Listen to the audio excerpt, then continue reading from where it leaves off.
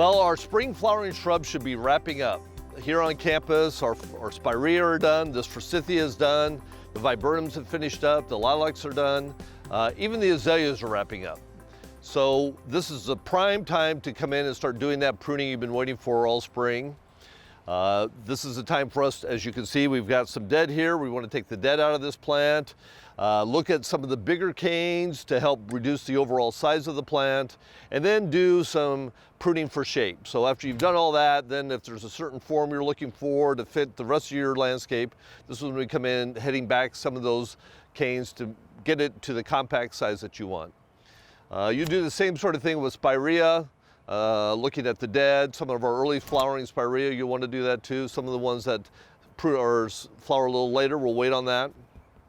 And then the same for our Viburnums. Looking at our Viburnums, taking out some of the bigger canes and working at bringing the overall size of those down. So just to emphasize again, when we're in here, so again, it's spring flowering's done.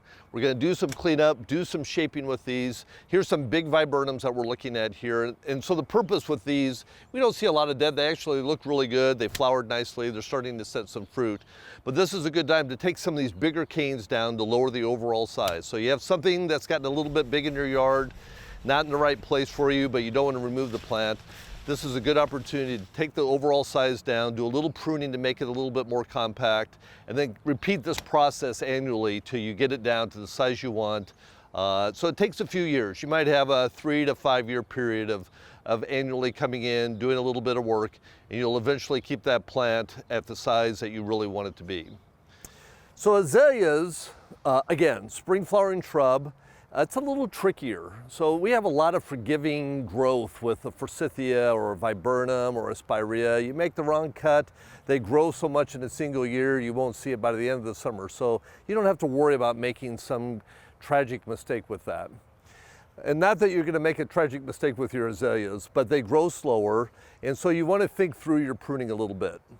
Again, it's the same sort of principles. We're looking at any dead wood that we have in here, any dead branches. If you have some damaged, maybe not so much crossing, but I'm worried about things that are rubbing that are causing some problems that way. So you'd want to look at the entire plant. And then again, you want to look at the shape that you want. And over time, azaleas come in, they grow pretty slow. So you'll have it by your front door, let's say, and it's great. And then all of a sudden one year you notice you can't see your front door because the azalea's gotten 7 feet tall. It's important to think about that as you go through this process with the azalea. As you plant it, work it each year, do a little bit of pruning for shape after it's bloomed, and then it'll help keep the plant at the size that you desire it to be.